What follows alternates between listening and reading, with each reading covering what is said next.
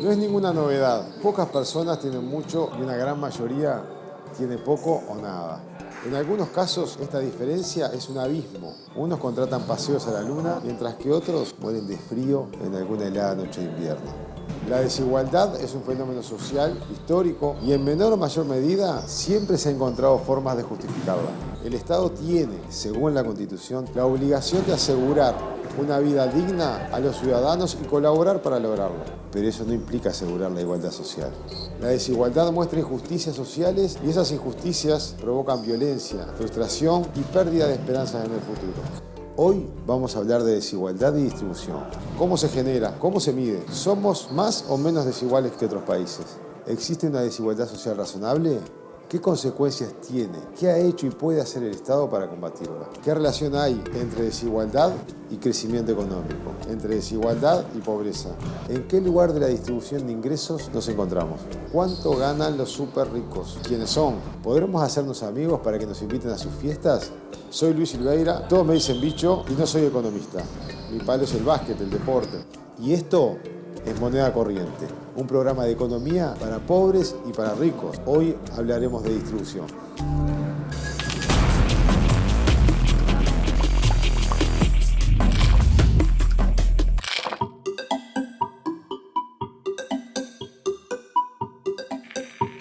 Millones de dólares. Ese es el dinero que ha perdido Elon Musk, el que fuera el hombre más rico del mundo en 2022. No entiendo por qué funciona así. ¿Así como? Así, que hay familias que tienen tan poco que tienen que salir a pedir cosas básicas como abrigos, comida, y después escuchar a gente que viaja en sus propios aviones. No entiendo. Eso se llama desigualdad. Bueno, me molesta la desigualdad. ¿Nosotras qué vendríamos a hacer? ¿Clase media? Bueno, no sé en realidad, nadie sabe mucho qué es la clase media. Pero ya que estamos con las verduras, hay una manera de entender la desigualdad de ingresos que está muy buena porque resulta bastante ilustrativa. Lo planteó un economista holandés que se llamaba Jan Pen. Él explicó este tema con un desfile de personas donde la mayoría son enanos y recién al final aparecen algunos que son muy enormes, pero muy pocos. Qué raro, ¿qué tiene que ver la desigualdad con un desfile? Es una manera de representarlo. Mira, te muestro. Imaginemos que todos estos ingredientes son la población de los participantes del desfile de Sean Penn. Y cada verdura es una persona. Y el tamaño que tienen es su ingreso. O sea, a mayor tamaño, mayor ingreso. Entonces comenzamos esto ordenándolas de menor a mayor. Ordenalas. Bien. Lenteja. Cebolla. Puerro. Listo. Bien, ahora que ya están ordenadas de menor a mayor, arranca el desfile. Pensemos que este desfile va a durar más o menos 1 hora. Y al principio lo único que vamos a ver pasar son lentejas. Muchísimas lentejas por un buen rato. Sí, podríamos comparar a las lentejas con personas que tienen trabajos inestables, que hacen alguna changa cada tanto, o que tienen ingresos muy bajos y son principalmente mujeres. ¿Mujeres? Sí. Luego de varios minutos pasado el comienzo de este desfile empezamos a encontrar las papas cortadas en cubos.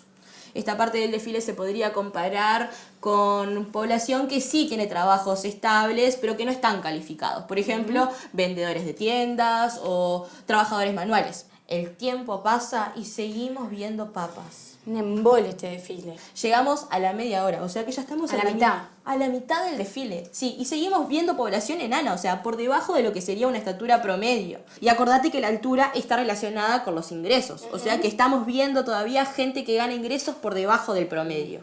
Hasta que de pronto llegamos a los zucchinis. Bueno, bien, un poco más altos, aunque no tanto. No tanto. Y ya vamos como 45 minutos de desfile. Y seguimos con una altura de participantes que es menor al promedio. Estos serían trabajadores que tienen un pequeño comercio o trabajadores calificados que realizan tareas administrativas. Recién cuando faltan 12 minutos para el final, llegamos a las cebollas. 12. Que son personas que están dentro de la estatura promedio y por lo tanto del ingreso promedio. Son profesores o mandos medios o algunos agricultores. Hasta que de golpe casi llegando al final del desfile, es que aparecen las zanahorias. 6 minutos. 6 minutos, que son notoriamente más altas que el resto, ¿o no? Sí. Sí. Podríamos Mucho más. comparar a las zanahorias con profesionales jóvenes o trabajadores que ocupan cargos relativamente importantes dentro de la administración pública. Estamos viendo al 10% de mayores ingresos de la población. Para que tengas una idea, si las verduras representan a la distribución del Uruguay, las lentejas que desfilaron durante los primeros 6 minutos tenían el 2% de ingreso. Mientras que todo el resto que aparece recién en los últimos 6 minutos tiene el 30%. Sí, de forma muy acelerada, la altura de los participantes se multiplica cuando estamos llegando ya al último tramo del desfile. Además de que se empiezan a ver principalmente varones. Llegamos a los calabacines, al puerro y ya estamos llegando a los últimos 30 segundos del desfile. Pero los que desfilan en estos últimos 30 segundos tienen el 14% del ingreso total. Y por último, llegando al final, en los últimos 3 segundos del desfile, este zapallo, que es enorme y que concentra el 5% del ingreso total. Claro, esto querías decir cuando decías gigantes. El zapallo es gigante al lado de las lentejas. Bueno, y en realidad al lado de la zanahoria también es gigante. Sí, y además son muchos menos en comparación con el resto. Estos vendrían a ser grandes empresarios, por ejemplo, que son los más ricos de la población. El zapallo debe ganar como 1000 veces más que las lentejas. Sí, obviamente que ganan muchísimo más que las lentejas. Pero además lo que pasa en la mayoría de las economías y que pasa también acá en Uruguay es que los más ricos son incluso más ricos que los ricos.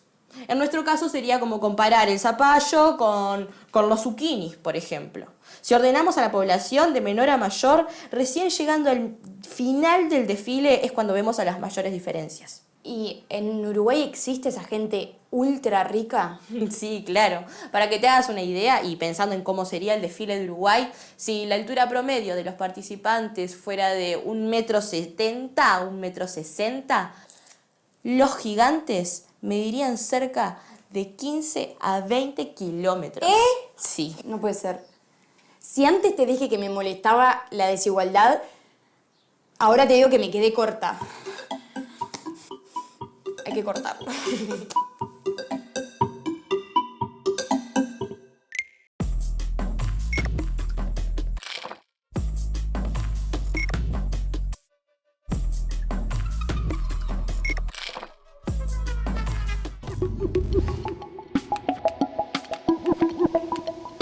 Cuando se trabaja con la desigualdad de ingresos desde el punto de vista más económico, lo que se mira son más las distancias entre las unidades que sean de interés, por ejemplo, las distancias de ingreso entre hogares o las distancias entre personas. Esa es una manera de enfocar la desigualdad de ingresos, que la llamamos distribución personal del ingreso.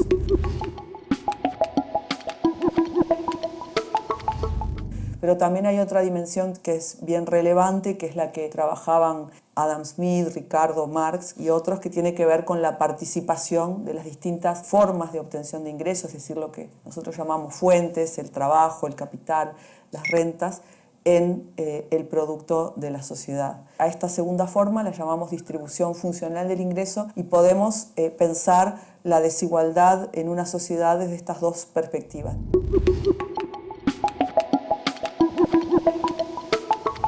El ingreso es una variable de flujo, es decir, una variable que cambia mes a mes, serían nuestros salarios, serían las jubilaciones, las transferencias que reciben los hogares. Mientras que la riqueza es una variable de stock, es una variable más permanente. Ambas hacen mención a los recursos con los que cuenta un hogar, pero evolucionan de manera distinta. Podría pasar de que yo quedara desempleado y por lo tanto no voy a tener un flujo de ingresos, pero mi stock de riqueza no cambiara. Evidentemente ambas están asociadas. Acá los estudios plantean que las personas que tienen altos ingresos en general son las que concentran la mayoría de la riqueza. Desde la perspectiva económica, la desigualdad y la pobreza son dos elementos sustantivos para comprender el bienestar de una sociedad. La desigualdad pone énfasis en cuál es la distribución de los recursos que hay en una sociedad. En ese sentido, trata de comparar cuáles son los ingresos que tienen las personas situados en distintos estratos. La pobreza se concentra en la parte baja de la distribución y lo que trata de identificar son aquellas personas y aquellos hogares que se encuentran en situaciones de privación. Por lo tanto, si encontramos una distribución del ingreso que es muy desigual y que en particular concentra muchas personas en la parte baja de la distribución, es decir, con bajos ingresos, vamos a encontrar una situación o una sociedad donde existen un alto porcentaje de personas en situaciones de pobreza. En los periodos que subió el ingreso y cayó la desigualdad, la pobreza cayó mucho más rápido porque hubo redistribución hacia los sectores de más bajos ingresos que en periodos, como por ejemplo los 90, donde hubo crecimiento económico pero aumentó la desigualdad. Entonces están íntimamente relacionadas. La pobreza es un concepto que tiene como bastantes limitaciones si no se piensa con la desigualdad y con otras dimensiones. La primera etapa de ingreso de las mujeres al mercado laboral se da como proveedoras secundarias de ingresos, se les llamaba, ¿no? Que se consideraban que, bueno, que el proveedor principal era el hombre y que a la mujer se le podía pagar menos. De hecho, en la negociación colectiva existió hasta el 87 una cláusula que decía que se le podía pagar hasta un 20% menos por ser mujer. Después de eso, sabemos que por más que las mujeres mejoraron el nivel educativo, porque hasta ahí también podemos decir que capaz que el nivel educativo de las mujeres no era tan alto, las mujeres en los 90 ingresan más fuertemente al mercado laboral, ya con un patrón más de proveedoras principales, o sea, cómo empiezan a identificarse con el empleo, ¿no? Deja de ser trabajo, ¿no? Y pasa a ser, bueno, una carrera, ¿no? Empiezan a verlo como una carrera profesional, pero igual la brecha salarial se mantiene. La desigualdad de ingresos entre hombres y mujeres lo explica la división sexual del trabajo, por eso, tanto por lo que genera en términos de estereotipos como porque efectivamente las horas que pueden dedicar, o sea, la brecha de horas de hombres y mujeres es la más amplia y la brecha que no se puede reducir, por decirlo de una forma. La tasa de actividad se reduce, la brecha en empleo también, la brecha entre hombres y mujeres se mantiene en unas 10 horas semanales.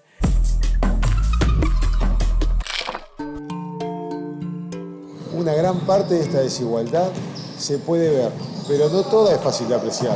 Para conocer el nivel de desigualdad, compararla en el tiempo, para saber si la desigualdad se profundiza o revierte, es necesario poder medirla. El indicador más famoso para medir la desigualdad es el índice de Gini. Se llama así porque fue creada por Corrado Gini, un italiano que lo inventó en el siglo XX. Por suerte, lo tenemos entre nosotros. ¿Es cierto que usted fue el primer presidente del Instituto Nacional de Estadística Italiano? Está usted en lo correcto. El instituto fue creado en 1926, a iniciativa de Benito Mussolini, para relevar y organizar información sobre la situación social y demográfica del país. ¿Usted era amigo personal del Duce? Bueno, amigo es un concepto fuerte. Yo no lo pondría en esos términos. ¿Pero no fue usted quien escribió las bases científicas del fascismo? ¿Qué es esto? ¿Un interrogatorio? Yo escribí muchas cosas y sobre temas muy diversos. Escribí hasta del sexo durante mis años mozos. El sexo desde un punto de vista estadístico fue mi tesis de grado. Pero a nadie le importa, porque son todos unos sensacionalistas que buscan siempre enchastrarme con el fascismo. Bueno, no era nuestra intención incomodarlo, Corrado, discúlpeme. ¿Por qué mejor no nos cuenta sobre, por qué hay un indicador que lleva su nombre? ¿Y por qué va a ser? Porque fui yo el que lo propuse. Partiendo de la base de que las personas tenemos una capacidad limitada para procesar información, mi objetivo era simplificar las mediciones estadísticas, que son inherentemente complejas por naturaleza. Por ejemplo, ¿es posible resumir toda la información acerca de la distribución del ingreso en una sociedad dentro de una única cifra? Yo estaba convencido de que sí. Y ese fue el origen del indicador que todavía lleva mi nombre. ¿Y qué mide su famoso indicador? Mide, de manera sintética e intuitiva, el grado de desigualdad en el reparto de los ingresos y la riqueza, partiendo de dos situaciones extremas y poco realistas. ¿A qué se refiere con dos situaciones extremas? A que el índice vale 0 cuando el ingreso está distribuido equitativamente entre todas las personas, y vale 1 cuando está concentrado en una única persona. Como son situaciones poco realistas, el indicador siempre toma un valor intermedio. Básicamente, Mi índice mide la proporción en que una sociedad se aleja de una situación perfectamente igualitaria. A medida que el indicador aumenta, ¿se refleja una mayor inequidad? Así es. Sintético e intuitivo, como le dije. Si no lo fuera, difícilmente habría sobrevivido un siglo, ¿no le parece? Desde que lo diseñé, en 1912, ningún otro estadístico ha logrado desplazarlo de su hegemonía como indicador de la desigualdad.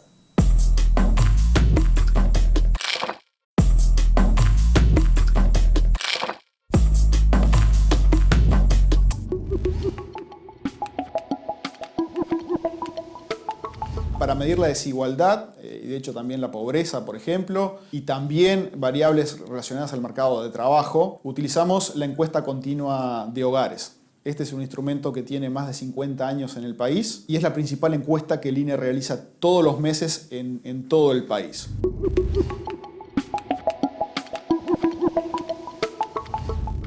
Básicamente, a partir de estos ingresos, nosotros los utilizamos para dos cosas, o dos grandes cosas, ¿no? Que es la medición de la pobreza y la medición de la distribución del ingreso. Básicamente, para medir la distribución del ingreso, el INE utiliza el coeficiente de Gini, indica cuán cercano estamos a una distribución que sea equitativa, digamos. Cuanto más chico, más cercano a cero, es que bueno, tenemos una distribución más cercana a la ideal, y este es el índice que utilizamos en el INE fundamentalmente.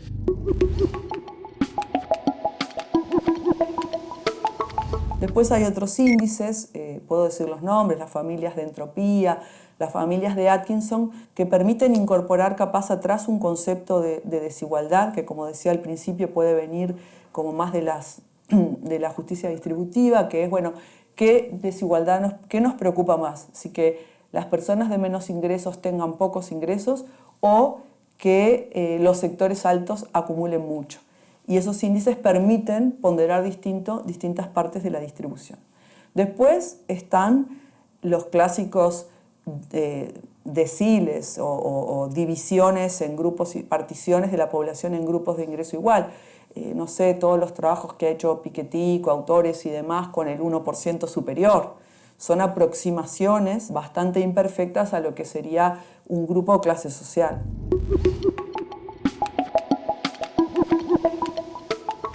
Y por otro lado, podemos pensar la distribución funcional como, por ejemplo, la participación de los salarios, de la masa salarial, en el total del ingreso. Era el centro de las preocupaciones de la economía política y también era lo que miraban Smith y Marx. Entonces, las dos formas de aproximarnos nos permiten generar como una idea más clara de qué tan profundos son los cambios y dónde pasan y dónde no pasan.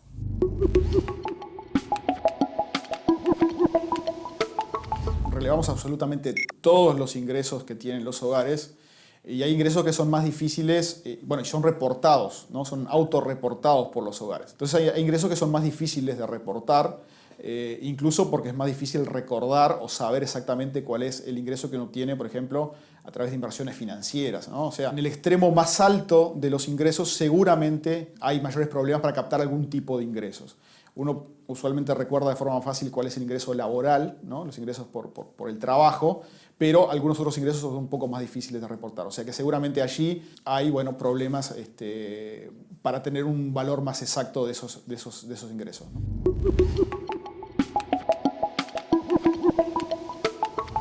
Las mediciones que tenemos actualmente sobre riqueza son relativamente recientes y todavía falta mucho avanzar. La información disponible sobre la riqueza es mucho menos abundante en relación a la información que tenemos sobre los ingresos o sobre las transferencias que reciben las personas en situación de pobreza.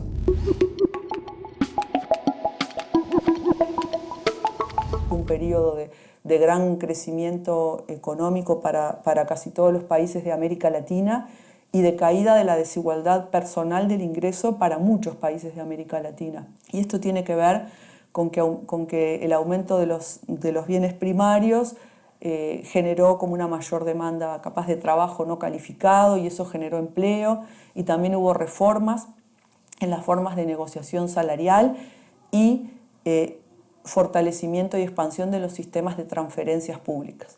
En el caso de Uruguay, a eso se agregó el impuesto a la renta, que era uno de los pocos países de América Latina que no tenía, se había derogado en el 74, junto con el impuesto a la herencia durante la dictadura, y entonces se da en ese periodo de crecimiento un conjunto de políticas redistributivas que, aunadas a la afluencia de recursos, genera una caída en la desigualdad personal del ingreso bien importante, pero es durante 2008 y 2013, y es cuando miramos índices sintéticos como el de Gini.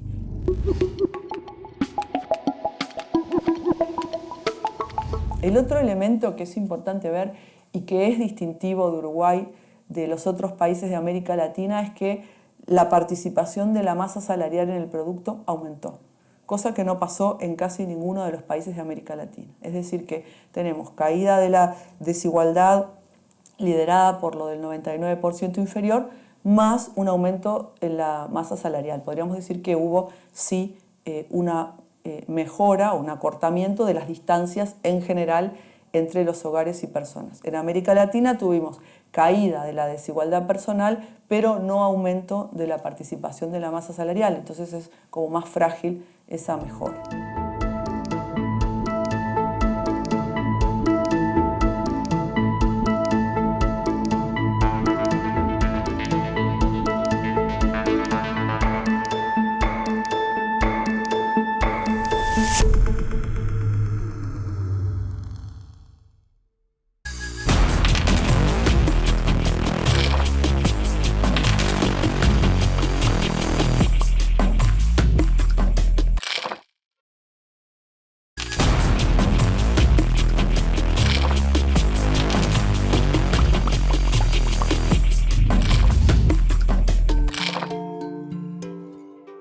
Las medidas que toman los gobiernos para reducir la desigualdad o dejarla a merced de los mercados depende en gran parte de la voluntad popular. Si la sociedad está dispuesta a tolerar cierto nivel de desigualdad o si la sociedad cree que debería ser un asunto para resolver. ¿Qué piensan los uruguayos sobre la desigualdad? ¿Qué piensan los economistas uruguayos? Veamos el informe de nuestros especialistas en opinión pública.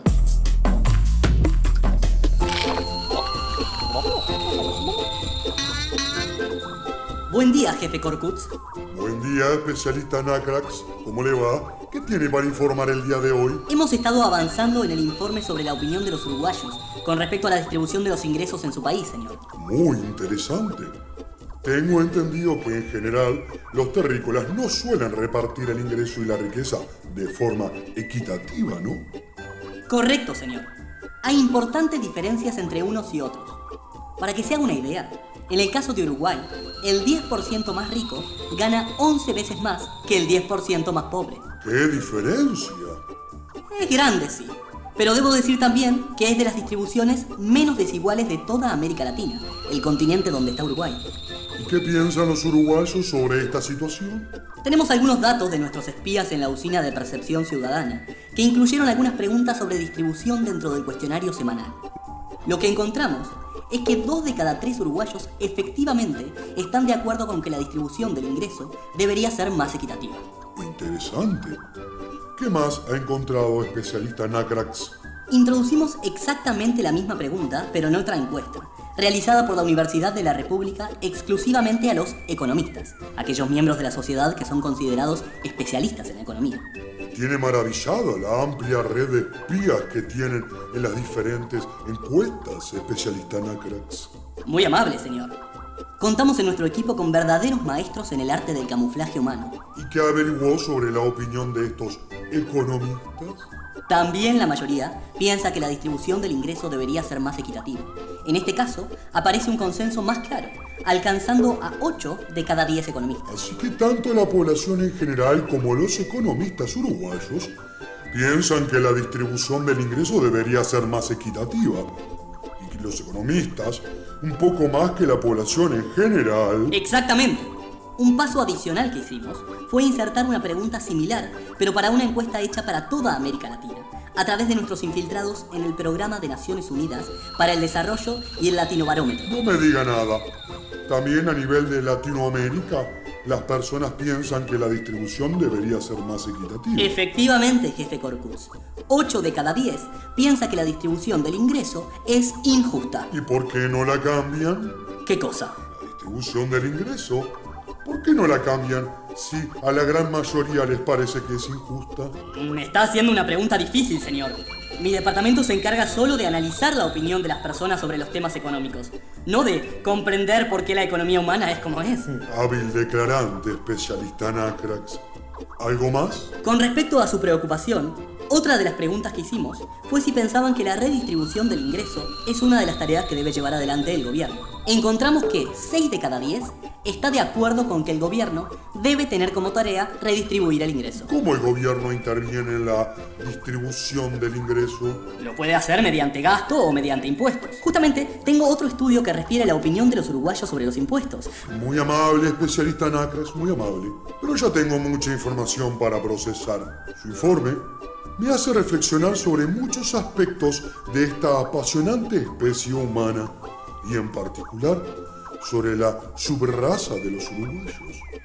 Muchas ideas se agolpan en mi mente sobre las diferencias en los ingresos, sobre por qué algunos tienen más que otros, sobre el fracaso de aquel ambicioso experimento secreto titulado Cuarta Internacional Posadista, sobre la importancia de la opinión pública en los temas económicos y sobre todo en los relacionados con la distribución.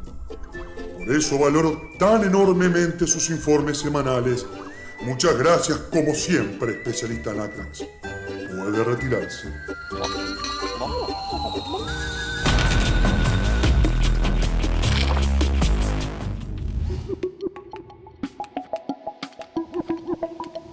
Si un objetivo relevante es el bienestar de la población, atacar la desigualdad debería ser un objetivo en sí mismo. En primer lugar, porque el bienestar nuestro está directamente asociado a cuánto tienen los otros. Y en algunas sociedades encontramos que la desigualdad tiene un efecto negativo en términos de la satisfacción que tienen los individuos. Cuando les preguntamos qué tan conforme está con su vida o qué tan satisfecho está con su situación económica, estudios para otros países demuestran que la desigualdad reduce los niveles de conformidad y satisfacción, incluso para personas que tienen ingresos suficientes.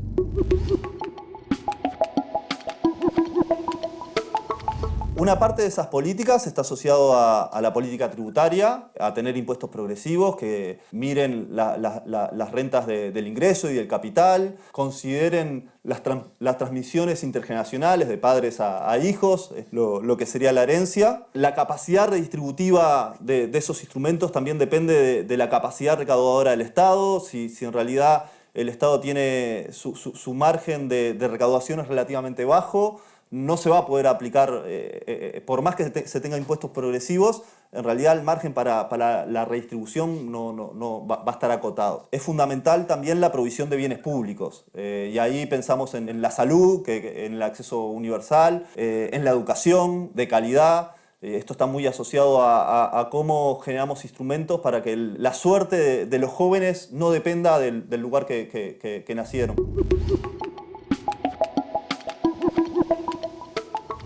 Una manera es que los sectores de mayores ingresos contribuyan en mayor medida a financiar las políticas sociales y no como una contribución solidaria o voluntaria como se ha planteado, sino a través de medidas que no dependan de la voluntad de las personas, como puede ser una expansión y un repensamiento de cómo es la imposición a la renta en Uruguay. Lo otro es la expansión de todo el sistema de transferencias públicas no contributivas como soporte a los hogares de menor ingreso y a los sectores vulnerables, que no son necesariamente los hogares que están bajo la línea de pobreza. Varios estudios muestran que el 40% o 30% más o menos de la población uruguaya es vulnerable a fluctuaciones económicas. Por eso que salís de la pobreza y quedaste inmunizada y nunca más vas a volver a caer en la línea. Entonces, por lo menos hay los 2 quintiles, el 40% inferior necesita como un soporte mucho más importante en términos de transferencias. Muchas veces se pone como objetivos excluyentes el crecimiento y la reducción de la desigualdad. Existen una serie de argumentos de que la persistencia de la desigualdad podría llevar a que las sociedades no asignaran de la mejor manera sus recursos y por lo tanto también erosionaran las posibilidades de crecimiento.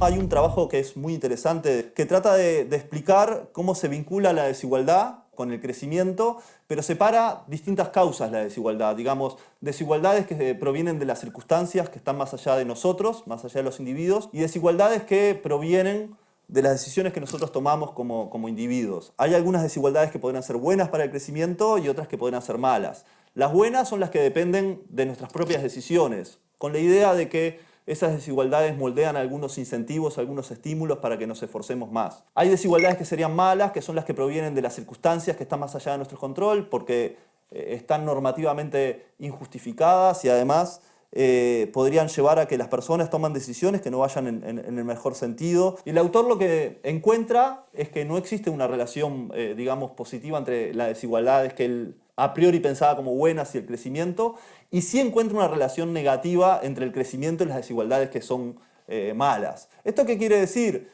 Es que si estamos preocupados por el crecimiento como un factor relevante para el bienestar de la población, una variable que no deberíamos descuidar es la desigualdad, porque tiene un efecto directo en el bienestar, que era como arrancábamos hablando al principio, pero además porque es un factor que podría reducir las chances de que una economía crezca.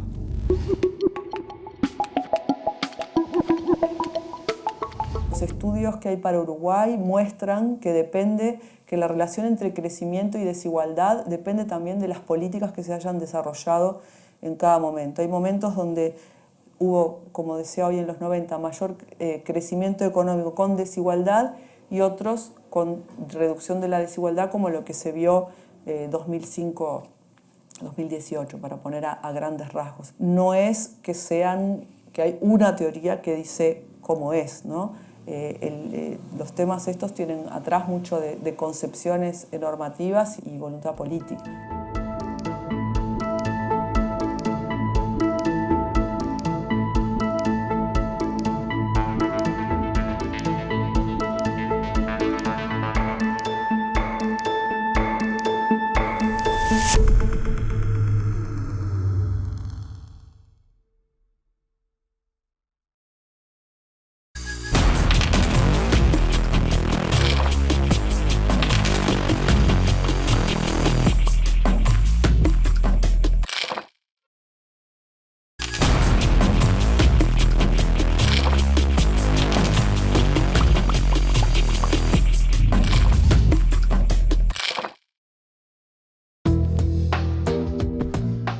Cada año la revista Forbes calcula el patrimonio neto de los personajes más ricos de novelas, películas, televisión y juegos. Construye carteras basadas en estas historias y las valora utilizando los precios de las acciones y las materias primas del mundo real. Los ricos siguen haciéndose más ricos, incluso los ficticiamente ricos. En la parte superior de la lista, Rico McPato, el pato multimillonario que guarda la mayor parte de su fortuna de $65.000 millones en monedas de oro, apiladas dentro de un contenedor de dinero de Patolandia. El segundo personaje más rico de la ficción, el solitario dragón rojo y dorado Smaug, escondido en su guarida de Lonely Mountain, encima de una horda de objetos de valor valorados en $54.100 millones.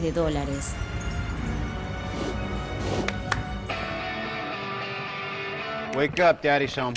La lista rica incluye al playboy multimillonario Tony Stark, un genio de la ingeniería que obtuvo 2 maestrías a los 19 años. Las invenciones notables de Stark, incluida la armadura de combate Iron Man, a menudo se ven opacadas por su capacidad para crear controversia. Come on, use your words, buddy. El valor neto del playboy multimillonario en realidad aumentó año tras año a $12,4 mil millones. Hey.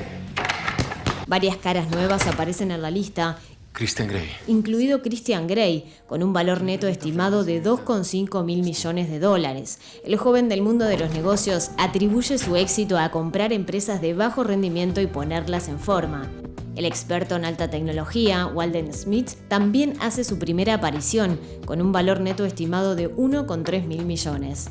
Smith convirtió una startup en un cheque de $1.000 millones de Microsoft. Algunas caras conocidas regresan a esta lista después de haber caído de sus filas en años anteriores. Tom Raider, Lara Croft, la condesa de Abingdon, heredó su fortuna de $1.300 millones de serios antepasados.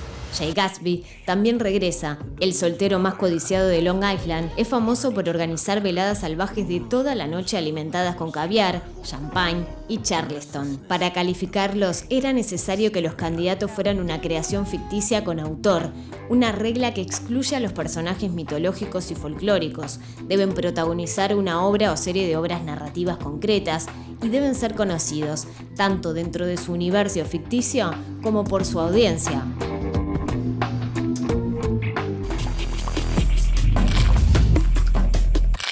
Cuando hablamos de desigualdad, podemos pensar en los dos extremos de la distribución del ingreso. Los pobres de un lado, los ricos del otro. En general tenemos mucha información e investigaciones sobre los pobres. Cuánto ganan, qué comen, dónde viven, qué hacen, cómo obtienen su ingreso. Pero, ¿y sabemos la otra punta de la distribución? ¿Qué sabemos de los ricos? Cuidado, esta introducción está suponiendo que los ricos son otros. Pero quizá usted mismo, estimado, que está viendo en este momento, sea un ultra rico, o por lo menos un rico. Alguien de clase alta, o clase medio alta, o es de clase media, o es de clase baja. ¿Cómo saberlo? Fácil, con un sencillo juego. Las encuestadoras de opinión pública dividen a la población en 3 niveles socioeconómicos: bajo, medio o alto. Esta clasificación se hace con preguntas concretas sin consultar específicamente el ingreso de la familia y fue elaborada por el Centro de Investigaciones Económicas, CINVE. ¿En qué nivel socioeconómico piensa que está usted? Es muy probable que haya respondido medio, porque todo el mundo en Uruguay se considera de clase media. ¿Quiere saber si su hogar es de nivel socioeconómico bajo, medio o alto? Juguemos entonces un pequeño juego.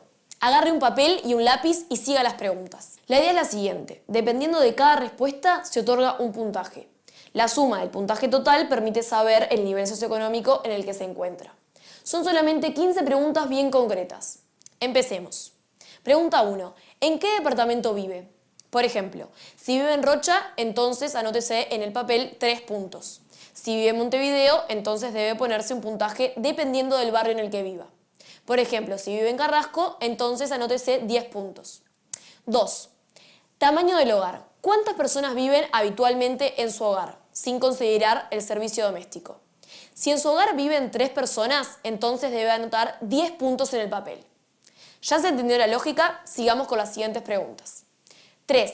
¿Cuántos niños menores de hasta 17 años, incluyendo recién nacidos, viven habitualmente en su hogar? 4. ¿Cuántas personas perciben ingresos en el hogar? Ingresos por cualquier concepto. 5. ¿Cuántos miembros del hogar tienen estudios universitarios completos, incluyendo solo carreras de grado universitarias culminadas y posgrados completos o no? 6. ¿En cuál de las siguientes instituciones de asistencia a la salud se atiende el principal sostenedor del hogar? 7. ¿Cuántos miembros del hogar se atienden en salud pública? 8. ¿El hogar cuenta con servicio doméstico? 9. ¿El hogar es propietario de la vivienda, independientemente de si ya la pagó o si la está pagando? 10. ¿Cuál es el material predominante del techo de la vivienda? 11. ¿Cuántos baños tiene la vivienda? 12. ¿Con cuántos autos cuenta este hogar? 13. ¿Este hogar tiene aire acondicionado? 14. ¿Este hogar tiene computadora? ¿No del plan Ceibal? 15. ¿Este hogar tiene lavarropa? Bien, ahora que tiene todos los puntajes, súmelos. Si usted tuvo entre 0 y 31 puntos, entonces es de nivel socioeconómico bajo, como el 23% de los hogares. Si usted tuvo entre 32 y 50 puntos, entonces tiene nivel socioeconómico medio, como el 61% de los hogares. Si tuvo entre 51 y 100 puntos, entonces tiene un nivel socioeconómico alto, como el 16% de los hogares.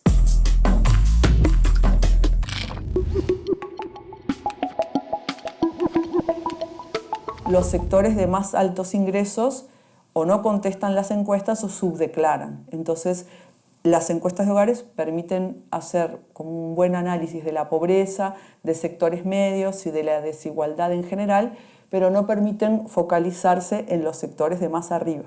Para eso, desde 2009 es posible trabajar con registros tributarios desidentificados de los potenciales contribuyentes del impuesto del IRPF, impuesto a la renta de las personas físicas, y del IASI. Entonces, con eso podemos mirar bien arriba. Los registros también tienen problemas porque hay evasión y hay lo que se llama elusión, que la gente trata de declarar el ingreso donde paga menos. Y tercero, hay rentas que no están grabadas y que por lo tanto no entran en los registros. Entonces, cada fuente tiene como ventajas y dificultades, depende un poco en qué te quieras centrar. Pero donde sí tenemos como más escasez de información es en la distribución funcional, porque el Banco Central no publica periódicamente la distribución de la masa salarial. Hasta hace poco no teníamos información posterior a 2005 y además tampoco otra cuenta que en muchos países, en casi todos los países se presenta, que es la distribución del ingreso de los hogares por parte del Banco Central. También en Uruguay se había discontinuado desde el 97 y ahora hay unas estimaciones.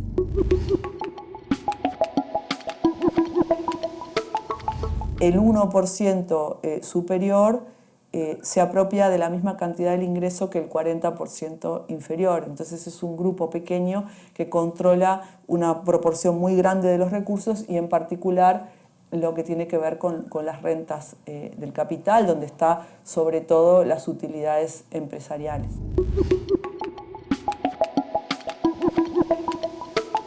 El grueso de la desigualdad habría caído en el 99% de menores ingresos y este 1% se habría mantenido en participación bastante constante, lo que hace pensar también en el tipo de políticas que se implementaron, que fueron las reformas, la restauración de la negociación salarial tripartita, el IRPF, pero digamos con tasas máximas no tan altas y el impuesto dual capaz que generaron que el 1% siguiera con una participación constante. Claro que si todo esto no se hubiese implementado, capaz que hubiese crecido en participación, y también sabemos que ahí predominan las rentas del capital, o sea, las formas del ingreso son bien distintas que la del resto de la población.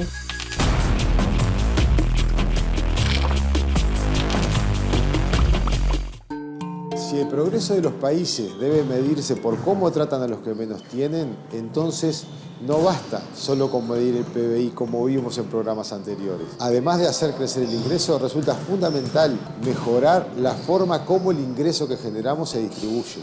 En este programa hemos intentado comprender mejor qué es la desigualdad y cuáles son sus determinantes. Conocimos al creador del índice de Gini, para qué sirve y cómo ha variado en Uruguay y en el mundo. Nos hemos preguntado qué piensan los uruguayos sobre la distribución de ingresos e hicimos el ejercicio de ver en qué lugar nos ubicamos cada uno de nosotros. Esperamos haber aportado algunas claves para entender la desigualdad y, por qué no, también haber disparado nuevas preguntas, un tema tan antiguo como la humanidad. Recordemos que Plutarco ya nos decía hace 2000 años que el desequilibrio entre ricos y pobres es la enfermedad más antigua y más grave de todas las repúblicas. Gracias por acompañarnos en Moneda Corriente, un programa de economía para repartir. Hasta el próximo programa.